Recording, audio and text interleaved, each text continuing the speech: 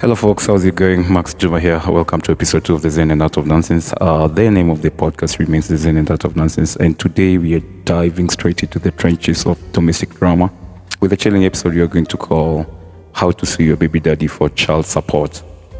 I'm eager to find out if this is the episode that's going to break the internet, and of course, there's a pretty decent chance that you want me to remember my name after this.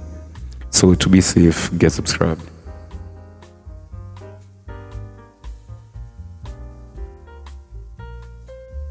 Before we dive into today's episode, I want you all to think of this as a self-representation manual on children and family matters. It's just an insight of whatever really happens in the family court universe. A lot of you have no idea what really happens inside there, and I would just love to give you a glimpse of everything. I'm going to peel back the curtain and I'll give you a front row seat of whatever happens in the family court chambers.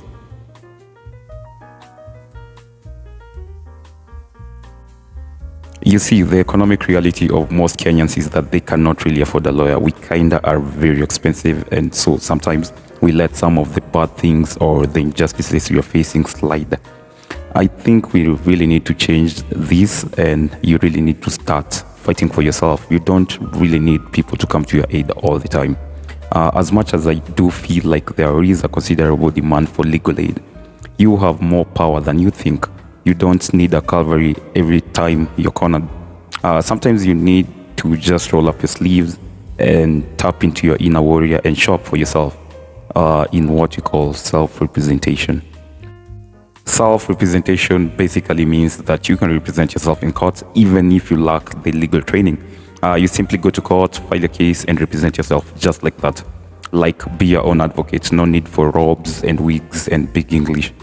The challenging part about self-representation is that the courtroom may look intimidating. First off, you lack the legal training, you don't know how to interpret the law or apply the law. The rules are needlessly confusing, and also there is little awareness on how to go about it. So consider this episode a kind of legal survival guide. A little sensitization, a little empowerment, and maybe a dash of inspiration. But let me be clear, this is an academic exercise. It's not a replacement for actual legal advice.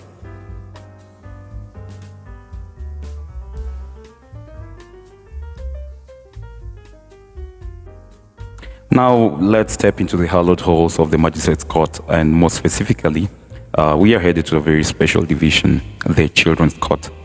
As the name so eloquently hints, the Children's Court is a space dedicated to all matters child-related.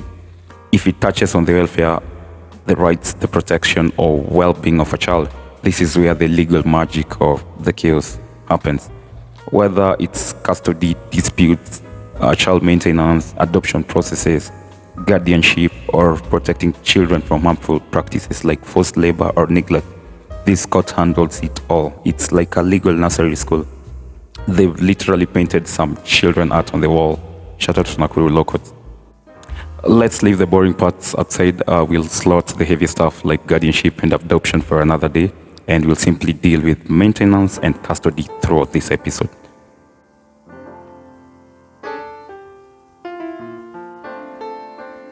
First and foremost, let me just get this out of the way. I got zero respect for deadbeat parents. If you bring me a custody or maintenance case and I sniff even the faintest scent of responsibility from the other parent, trust me, I will take that case personally. I'll fight for my client with a kind of passion that borders on vengeance. I would care little if we leave your head on a spike in the end. So custody in the simplest terms is the parental rights, legal rights, duties associated with the care and possession of a child. Who gets to live with the child, who makes decisions about the school, bedtime routines, and how much screen time is too much. That's basically what custody covers. Custody is inherently given to the biological parents of the child, obviously. That's your God-given right, your divine inheritance. But, and this is a big but, custody isn't exclusively for parents. The law recognizes that sometimes blood isn't everything.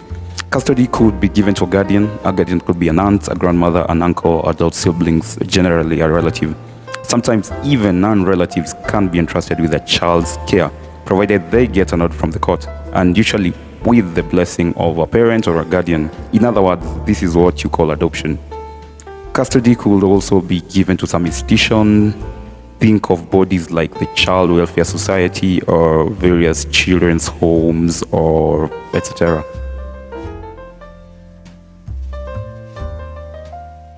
Now let's address the drama, the custody battles. Yeah, people will fight over custody all the time, makes little sense to me. A parent will petition the court to declare the other parent unfit. Then they will come armed with a laundry list of sins, misdemeanors, and questionable behaviors. We are talking everything from domestic violence, alcoholism, child endangerment, substance abuse. You'll hear someone say that he was rolling bangi or he was smoking bangi in front of the baby, Your Honor. He's a sick piece of shit. There are other extreme scenarios where it could be witchcraft or being a convicted sex offender. Any of that, you can say goodbye to your baby, or worse is being given supervised visits. I'd rather be stripped of the rights to see my child forever than have supervised visits. How am I being supervised to spend time with my child? Anywho, when it comes to making your co-parent look like the villain, just come up with anything and everything that is not healthy for the child. Anything that is not PG, list it down there and tell it to the judge. Paint him as a bad person. Disclaimer, throughout this pod, we are going to call a magistrate a judge because it's easier for the tongue, and I simply find that word magistrate to be dark. Anywho, I can't believe I'm saying this, but when it comes to setting grounds to petition the court to declare a parent unfit to have custody, I love the relationships where one partner keeps scores of everything bad that this person did in the relationship. You'll hear someone testifying in court with precise dates, time and place. You'll hear testimony that goes on December 12, 1963 at exactly 4:23 p.m. He did XYZ. Like, why are you keeping scores on your mans? You literally are here running a surveillance operation in your own home. It's like you're rooting for your relationship to fail. You are planning an exit from day one. Crazy. It's giving espionage and a little bit of petty, but I love it. In the courtroom, receipts are supreme. Anyways, we learn through osmosis. We learn through your relationships and your mistakes. And you wonder why lawyers marry at 40s, or they end up being the cool uncles that you see at the family gathering once in 5 years.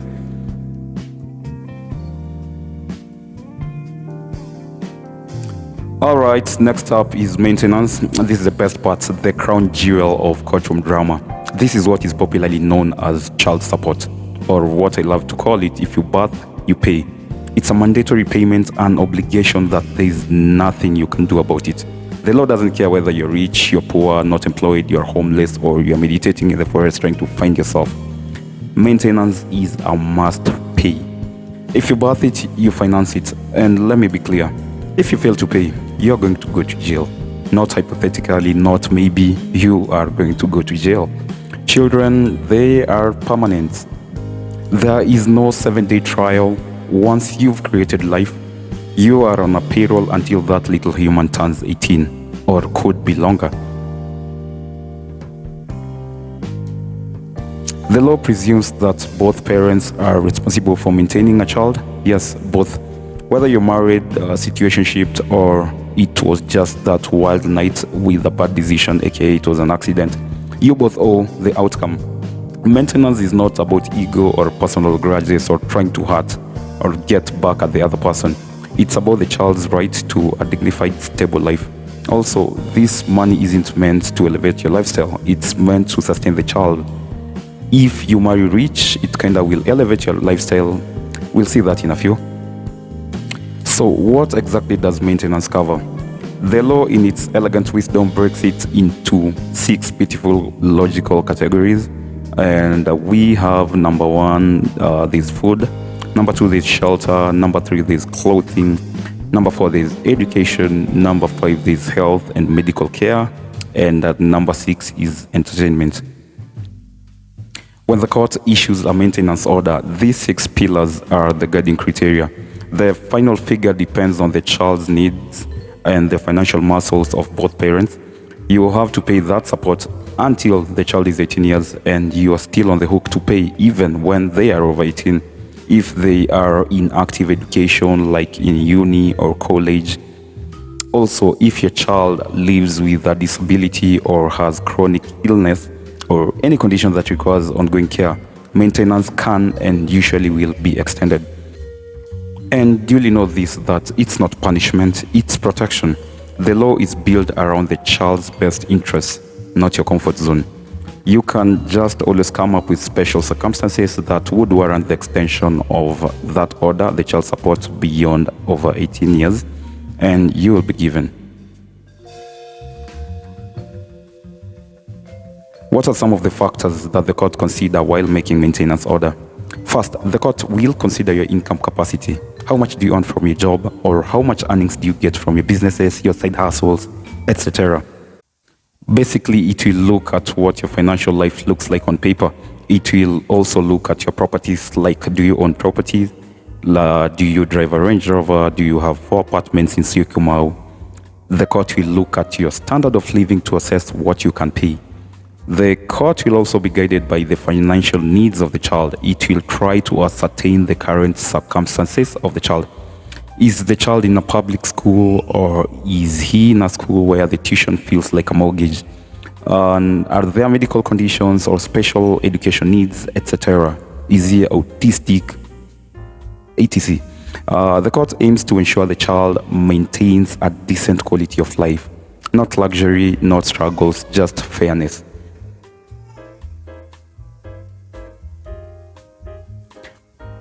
What happens when someone decides not to pay child support? When you ignore court orders or you start hiding assets? Well, that's when things get spicy. The law right now provides for 3 main modes of enforcement. Number 1, a warrant of arrest can be issued. You will serve up to 30 days behind bars, a gentle reminder from Lady Justice not to treat parenthood like a part-time job. It is always a full-time job with no sick leaves or holidays. Number 2, the court can order your employer to deduct child support directly from your salary or from any pension or any source income. This includes business earnings or rent from properties. Just one thing to remember is that the attachments of the earnings cannot be more than 45% of the annual income, not unless there are special circumstances to warrant it. Number 3, the court can also issue orders to attach your properties or detain your properties or inspect your properties, or it can issue an order to preserve your properties from being sold, or it can place an injunction to stop any suspicious transactions. Some people get clever when they know their properties is subject to an attachment, or they just simply don't want to pay child support. They will try to dispose it off. The court is aware of this, and there are laws to safeguard on it. The law is not playing with you, you birth, you pay, full stop. By the way, let me put you on some real game here. If you're planning for a divorce, you're actually better off because you get to deal with the whole family crisis in one sweeping motion. You get to deal with 3 cases in one. You will deal with the divorce petition, you'll deal with the matrimonial property suit, and you'll still deal with the custody and maintenance case. So you are allowed to file 3 interconnected cases in tandem: the divorce petition to legally dissolve the marriage, the matrimonial property suit to determine what assets are jointly owned and how they'll be split. And also you will file a custody and maintenance case to secure the welfare of the child post-separation. So you have 3 cases in one. These aren't just 3 random cases thrown together. They form a strategic trilogy, a legal trident, allowing the court to handle all your key issues in parallel, rather than dragging them out in frustrating piecemeal fashion. The benefit is that you get to save time, you reduce costs, and most importantly, preserve your peace of mind. Each case feeds into the other. For instance, the custody case can influence the maintenance order, and both can affect how matrimonial property is apportioned, especially if the primary caregiver needs a home for the children. The court will separate files for each matter. Yes, but once proceedings begins, the timeline will likely run concurrently. This means you can potentially close all 3 cases in the same season of your life and move forward with clarity, confidence, and court order or 2 in your favor. Essentially, what I'm saying here is don't be afraid to be trapped or walk out on a marriage. When you're ready to exit the marriage, exit the whole situation cleanly, elegantly, and strategically.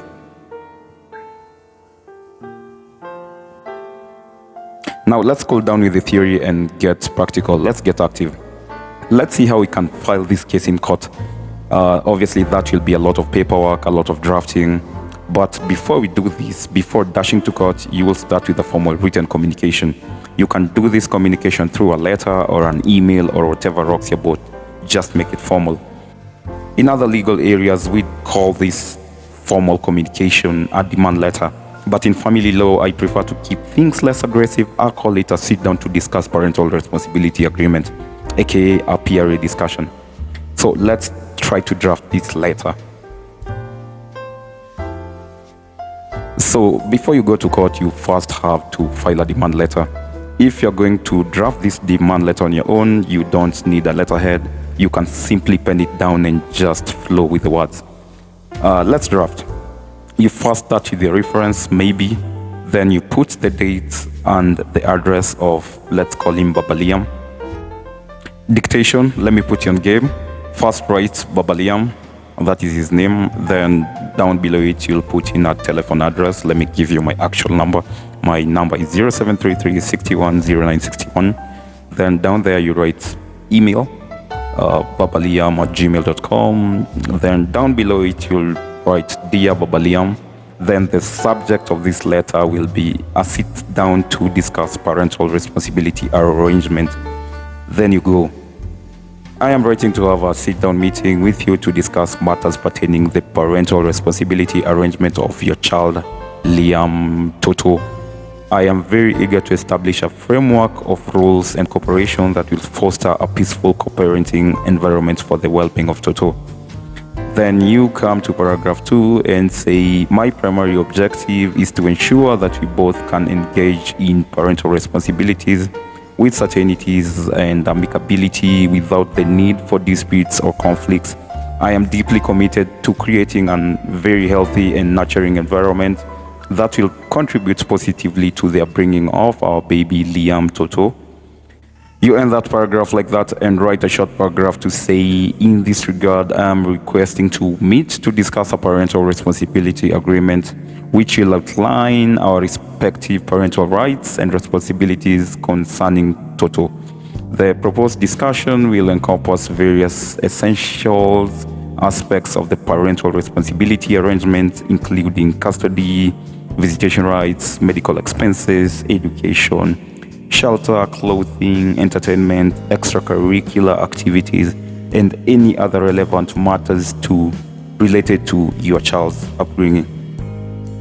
You then continue, I propose to schedule this meeting on Monday, 14th February 2026 at 12:30 noon in a neutral and comfortable setting. Please let me know your availability and we will make the necessary arrangements. You put a full stop, then you end it there. Let me just clarify on this paragraph. So obviously you will come with your kinsman to this meeting, if at all it will happen, but I highly doubt it will happen. You can also propose for a virtual meeting via Google Meet or Zoom meeting if you are uncomfortable with the physical meeting. So let's continue with another paragraph. You will write that if you fail to attend the meeting or provide a reasonable explanation for your absence within 7 days, we will file a lawsuit at the Children's Court on 30th February 2026 without further notice to you whatsoever. This letter will also be tendered in court as evidence for your failure to comply. Then you put a full stop and you write down there sincerely. Then you pen off and write Mama Liam, then you give a signature. Clean, smooth, no gaslighting, no being melodramatic about the issue. It's either he shows up or he does not. If he shows up, great, you move forward. If not, onwards to court. Let's start with if he attends the meeting. So if he happens to come to the parental responsibility agreement discussion, well and good, you'll prepare something called a parental responsibility agreement. It's an actual agreement on how the both of you will take care of the child in your own terms as agreed and not the way the court decrees it. This isn't a random document. It's actually backed by Section 33 of the Children's Act 2022. If you read that section very well, you will find some guidelines to some specific clauses that must be included in your drafted agreement. And trust me, it's not a walk in the park. If you're not a lawyer, please don't try to draft this yourself. Even some lawyers mess it up. I've seen PRAs that barely cover the basics, let alone the statutory minimums. A good PRA should be at least 20 pages long, if you ask me. I mean, parenting isn't a two-paragraph affair. First, just consider the fact that you have to incorporate all the elements provided in the Act from Section 33(2). This document should be like 20 pages on the minimum. The last PRA I drafted myself was 23 pages. I believe that is the longest PRA there is here in Kenya and maybe even the world. Still kind of feel like there are some things I could add to make it much more wholesome. You see, the point here is that let it be drafted by a professional. Make sure it's comprehensive, make sure it's watertight, make sure it will withstand the test of time, and most importantly, it has clarity and specificity. Once the parental responsibility agreement is drafted, signed, and filed, it's adopted by the court as an order of the court. And no, that is not just bureaucratic speak. It carries the same weight as a judgment. The court will look at it as if it passed it on its own. It's its own judgment, and that judgment is binding to the both of you. It's like a so shall it be, which means if you violate it, the consequences are not just figurative, they are very literal. If one party breaches the terms of the agreement, he can be imprisoned or fined or both. For example, let's say Mama Liam decides to play hide and seek with Baba Liam's access rights to the child, despite them having a clear agreement. Let's say this PRA says that Baba Liam gets the child every 2 weekends, but she conveniently forgets or ghosts him. That little oversight right there could land Mama Liam in jail for up to a year, or it could cost a fine of 500,000 shillings or both if Lady Justice is feeling spicy. Flip the coin. When Baba Liam is granted access for the weekend and he changes his residential address, like he moves out of his place with the child without notifying Mama Liam in writing, he shall be liable for imprisonment for a term not exceeding 1 year, or he can be fined up to 200,000 shillings or both. The letter of the law is very clear, so don't try to get clever. Now let's swiftly file the case in court if he fails to show up for the meeting. So you wrote him a demand letter, you invited him for a meeting, he snapped. Worry not, this is where we escalate. You will prepare something called a plaint and then we'll proceed to file it in court. A plaint is basically a complaint. This is how you initiate a case in court. It's the paperwork, the drafting. There are so many other documents that accompany a plaint, but for now, let's just focus on the plaint on its own, the complaint itself. If you're not quite sure on how to draft one, you can always seek legal assistance.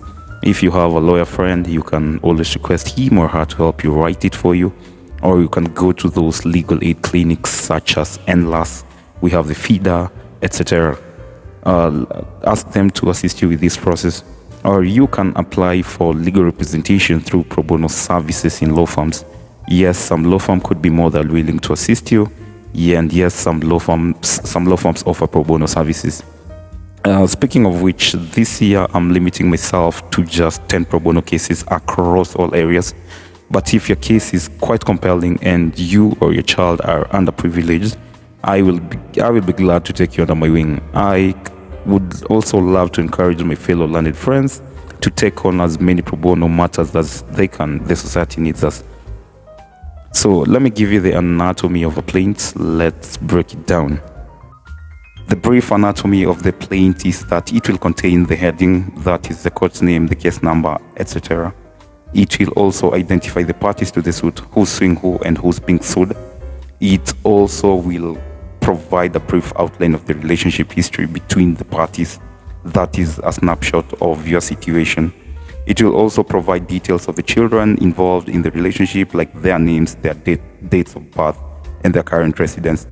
There will also be a brief fact of the case, what happened, when, and how. And lastly, it will give you the course of action, which is custody and maintenance in this case. From the course of action, you will come up with prayers and reliefs. A prayer is a formal request to the court, how you wish the court to assist you. It's not the dear God, smite my ex kind of prayer. Let's try to create some of these prayers and relief like we do it in court.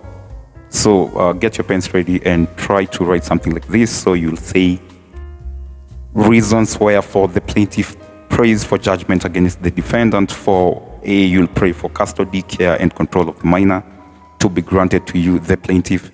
To 2, you will pray for a declaration that the defendant is duty-bound to exercise his parental responsibility over the minor. 3, you will pray for an order for the maintenance of the minor by the defendant as follows. Down there in the as follows, you'll have to pray for whatever it is that you want. You'll have to request for it. The court cannot grant you whatever you did not request. You have to pray for it. Actually, let me just give you an example of how we do it in court. And here is where you get detailed. Think about your lifestyle and that of the child. So think receipts, think invoices, think about everything that costs money in terms of the lifestyle. So you'll come right down, you'll list them in the manner of the heavy hitters, or the priority to which you need the most. So number 1, you'll start with shelter, and that is rent. You will state your current rent, how much it is that you pay in rent currently, and you'll say that you currently pay about 85,000 per month in rent, assuming you live in a 3-bedroom house in Kilimani, Kilelesha, or Lavington, because standards. Number 2, you'll pray for food and household shopping, and you'll say you spend about 75,000 per month in food and all these other household shopping. Let's assume you buy organic kales, and let's say washing machine detergents don't come cheap. That is why this number is a little bit high, 75,000 per month. Then you'll go to utilities. In utilities, you'll say that you use 10,500 shillings per month. That is Wi-Fi, water, and maybe postpaid Safaricom. Then you'll go to clothing, and you'll say you'd spend about 20,000 per month because you shop at LC Waikiki, Woolworths, Bershka, not Gikosh. Number 5, you'll go to entertainment. You'll say that you set aside 20,000 shillings per month. That is Netflix, trampoline parks, the occasional visits to Rivers Mall. Then you'll go to school fees, and you'll say you spend 180,000 per term, or as per the current fee structure. Be sure to attach that. Then you'll go to other educational expenses. That is, you'll say that you spend 50,000 per term in terms of books, stationaries, school bus, uniform, etc. Anything educational related. Then you'll close with medical expenses, and of course that will be determined by the needs of the child. One more thing that you're going to add is something called arrearage. Arrearage is a fancy term for back pay. This is money owed at the time the man has not been taking care of the child. Lawyers in the house, let me know in the comment section if this can stand in court of law. So let's say Baba Liam abandoned you and Liam when Liam had just turned 4 years old, or it was his birthday, let's say that. And also let's say that was about the same time when Liam was about to begin school. Now Liam is 7 years old, and that means that Baba Liam has not been paying any sort of maintenance for the last 3 years. Do you ask the court to order him to pay you a reimbursement of the money that you have been using on Liam for the last 3 years while he was away? He had abandoned this obligation. Can you ask for reimbursement? Is that even possible? That is what arrearage is. Lawyers in the house and just people in general, let me know if this makes sense to you and if it makes sense to pray for it in court. In the United States of America and other jurisdictions, they can request for this. In Kenya, not so much. I've never really had anyone pray for this. Anywho, we are going to request it as a prayer. And so you'll write down that you're praying for arrearage, and you will state that we are praying for arrearage owed for the failure to fulfill child support payment from maybe, let's say, January 2001 to the present. It's been 36 months, and the amount has accumulated to, let's say, 10 million shillings. Or you can just tell the court to award any sum that the court deems appropriate for the defendant to pay. So all of this, you pray, you'll round it all up by praying for the cost of the suit and any other relief the court may deem just and expedient. Highly unlikely that they will award you with the cost of suits and arrearage, but just pray on it. So let me just recap what you're praying for. In essence, you are suing for monthly maintenance of about 500 shillings in direct monthly support. Then there is that 180,000 shillings for school fees per term. There is another 50,000 per term for educational related expenses. and there is arrearage of about 10 million shillings. Sounds fair, sounds logical, the court might award you this. After you've drafted the plaints and other supporting documents such as the list of witnesses, the witness statements, list of documents, and annexures, you move on to the next part. But let me just clarify this, that annexures are the accompanying evidence. The evidence on here is the birth certificates, the school fee structures, the shopping receipts, the medical reports and bills, M-Pesa records, photographs, WhatsApp chats, SMS chats, just anything that is necessary to further your claim. Leave no stone unturned. You'll also need to file an affidavit of means. Most lawyers leave this out, and it's something that must be prepared. So after you've done all of this, you will file all these things together, all these documents, you'll file them together. Once you've filed it, you'll be issued with something called summons. These summons, you will need to serve them to the defendant. Make sure you serve it and then prepare and file an affidavit of service indicating that you served Babaliam. You can serve these summons and the plaints through either WhatsApp, you can serve them via email, or you can physically serve them, or you can use a carrier pigeon, whatever works for you, as long as you file an affidavit of service indicating how you served it. You'll be given a mention to appear in court after this. Make sure before you attend that mention that you did effect a proper service, and make sure to file an affidavit of service to prove that the service you effected was proper. This is very important because if that service is proper and the court notes down that the service is proper, you are eligible to request for something called an interim order or interim orders. An interim order is a temporary relief sought before the case is concluded. You can basically request for prayers to be granted to you on the first mentioned date temporarily. So on the first mentioned date, you can request there and then for interim orders for temporary maintenance or immediate maintenance of the child while the case is still ongoing. You can request for something like 40,000 shillings to be paid by the defendant every month from then, before the case is completed. So you'll just rise in court and say something like this. You'll say, Your Honor, I humbly pray that in the interim, before the hearing and determination of this matter, the court be pleased to issue interim orders compelling the defendant to cater for the minor's child for school fees and to further remit maybe monthly sum of not less than 40,000 shillings for the child's immediate upkeep and maintenance. You will then continue by saying that the child is presently subjected to undue hardship and emotional distress due to lack of basic necessities, including education, sustenance, which warrants an urgent intervention of this honorable court, since it is in the best interest of the child. So courts are normally guided by logic, fairness, and a healthy dose of discretion. If your documents are tight and your story is compelling, you will get something. It might not be the whole 40,000, but you will get something. Most likely, Babaliam is going to be ordered to pay school fees and cater for all educational related expenses. He may also be ordered to chip in something monthly for food. Might be 10,000, might be 20,000, might be 40,000, might be 1 million, might be 20 million. It wholly depends with the lifestyle of the child and maybe your lifestyle. The courts often issue such interim reliefs while the case is still pending, because denying them could result in irreversible harm to the child. And this is something you can request on the first mention. You can even prepare a motion and a certificate of urgency if it's super urgent. You don't even need to have to wait for the first mention. So let's go to the service. After service, when you have served the defendant and they fail to show up in court and their service is proper, what happens next? So most baby daddies don't show up in court, and that's not an issue because judgment will still be passed down whether they show up in court or not. The court will award judgment in what we call judgment in default.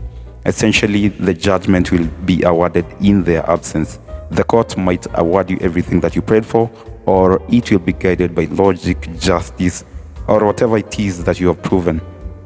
It's actually better when they do not show up in court because the case will go very fast.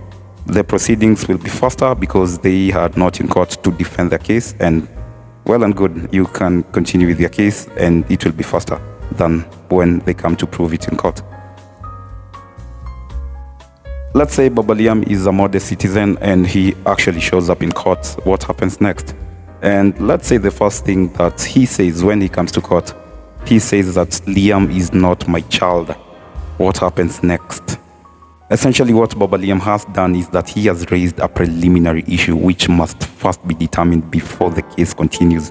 He has raised an issue, the child is not his, so the court must determine whether this child is his or not, because you cannot pay child support when he's not your child. So essentially what he's doing is that he's contesting paternity. Boom, a paternity test will be carried out. The court will order a DNA test. It's usually done at a government's laboratory, and Baba Liam will get to foot the bill because he raised the issue after all.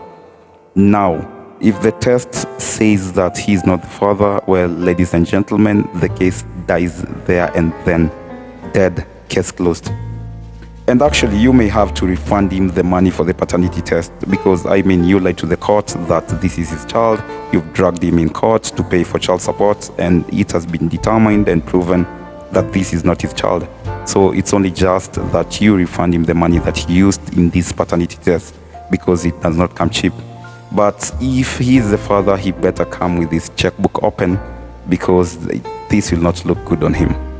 After that, what happens next is that he will write his defense, and after that, you will be called in for a hearing whereby you might be called to stand to prove your case. And then after that, the court will issue judgment, and whatever the court says is binding to you all. And that's it. Case closed. Hey folks, don't be scared to walk away from marriage because of the society or the stigma that comes with it. Sometimes leaving marriage is not failure, it's actually survival. It's choosing peace over performance. If your marriage is toxic, it's unsafe, it's draining your soul, walk. If it's abusive, don't just walk, run. And if you need legal protection while you do it, the law has your back. You can apply for a restraining order under the Protection Against Domestic Violence Act. Yes, we have something like that. The court can order that he or she stays 100 meters away from you, from your home, from your workplace, or even your school. That's not a suggestion, it's actually enforceable by law. If he or she violates it, he or she can be arrested. And the beauty of it, you don't need to wait for the bruises, for the emotional abuse, for the verbal abuse, the stalking, the threats. All are valid grounds. Your safety isn't a luxury, it's a right. You are not alone, you are not powerless. Ladies and gentlemen, been a pleasure. My name is Max Juma. Catch you in the next episode of the ZEN and Art of Nonsense.